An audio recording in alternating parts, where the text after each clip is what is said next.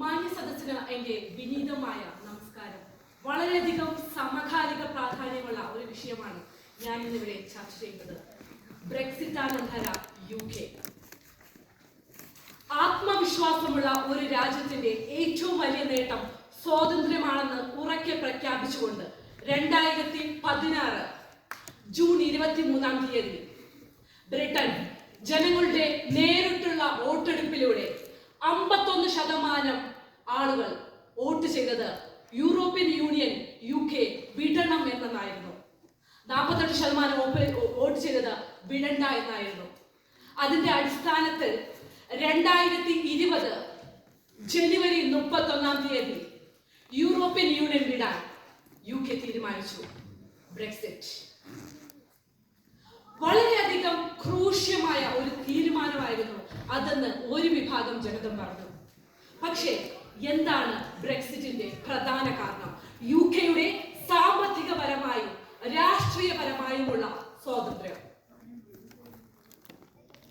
തങ്ങളുടെ ഹൃദയത്തിൽ വളരുന്ന ഓരോ ചോദ്യത്തിനും സ്വന്തമായി ഉത്തരം പറയാൻ ഞങ്ങൾക്ക് കഴിയും എന്ന ലളിതമായ ബ്രെക്സിറ്റിന്റെ തീരുമാനമാണ് യൂറോപ്പിനെ കൊണ്ട്, ഇംഗ്ലണ്ടിനെ കൊണ്ട്, UK കൊണ്ട് ഈ തീരുമാനം എടുപ്പിച്ചത്. പക്ഷേ ബ്രെക്സിറ്റിന് ശേഷം എന്ത് സംഭവിച്ചു?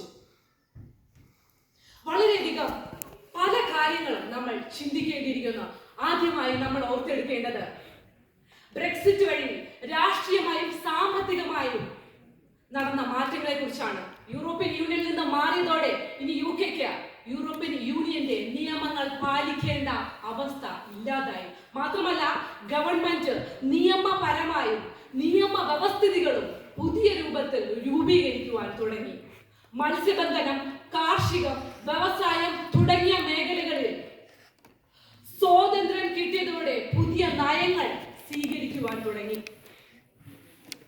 കഴിഞ്ഞില്ല. ഗ്ലോബൽ ബ്രിട്ടൻ എന്ന ആശയം മുന്നോട്ട് വെച്ചതിലൂടെ 2015 സെൻസസ് അനുസരിച്ച് 68.1% കയറ്റുമതി വിഭാഗത്തിൽ UKക്ക് വന്ന വർധനവ്.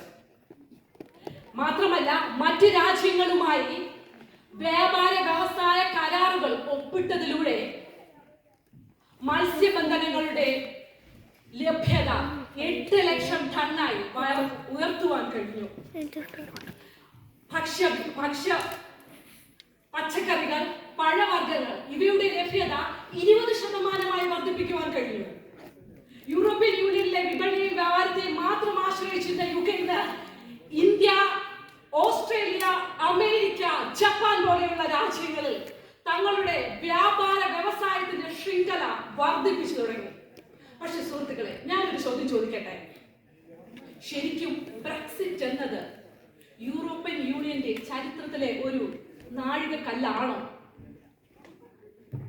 ഒത്തിരി ഗുണങ്ങളുണ്ട്, പക്ഷെ അതേസമയം ചില വെല്ലുവിളികളും ഇന്ന് UK നേരിടുന്നുണ്ട്. പ്രധാനമായും പറയേണ്ടത് യൂറോപ്യൻ യൂണിയനിൽ നിന്ന് മാറിയതോടെ കസ്റ്റംസ് നിയമങ്ങൾ ശക്തപ്പെട്ടു. വൻ വ്യാപാര ചെലവ്, വസ്തുക്കളിലും ഓരോ ഉൽപ്പന്നങ്ങളിലും വന്ന ഉയർന്ന വർധനവ്, മാത്രമല്ല തൊഴിലില്ലായ്മ രൂക്ഷമായ പ്രശ്നമായി മാറി. യൂറോപ്യൻ യൂണിയനിലെ തൊഴിലാളികൾക്ക് സ്വതന്ത്രമായി ഈ രാജ്യത്ത് നിൽക്കാൻ കഴിയാതെ വന്നപ്പോൾ ആരോഗ്യ മേഖലയും കാർഷിക മേഖലയിലും രൂക്ഷമായ തൊഴിൽ അവസരങ്ങൾ നഷ്ടമാകുന്ന ഒരു അവസ്ഥയിലേക്ക് മാറി. ഇതിനെ മറികടക്കാൻ വേണ്ടിയിട്ട് പല കാര്യങ്ങളും ചെയ്തു. പക്ഷേ ബ്രെക്സിറ്റ് എന്നത് ശരിക്കും ഒരു ശരിയായ തീരുമാനമാണോ എന്ന് ചിന്തിക്കുന്നതിന് മുമ്പ് ഞാൻ ഇവിടെ ഓർക്കുന്നത് നമ്മുടെ രാഷ്ട്രപിതാവായ മഹാത്മാഗാന്ധിയുടെ വാക്കുകളാണ്. അദ്ദേഹം നമ്മളെ ഓർമ്മിപ്പിച്ചു, യഥാർത്ഥ സ്വാതന്ത്ര്യം എന്നുള്ളത് അത് എങ്ങനെ നമ്മൾ പ്രയോജനപ്പെടുത്തുന്നു എന്നുള്ളതിലാണ്.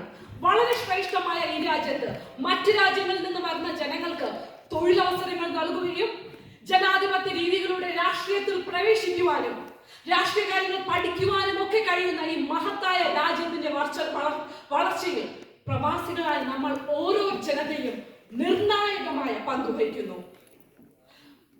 നമ്മുടെ നാട് നമുക്ക് നൽകാതെ പോയ ഒത്തിരി സ്വപ്നങ്ങളും സൗഭാഗ്യങ്ങളും വെച്ച്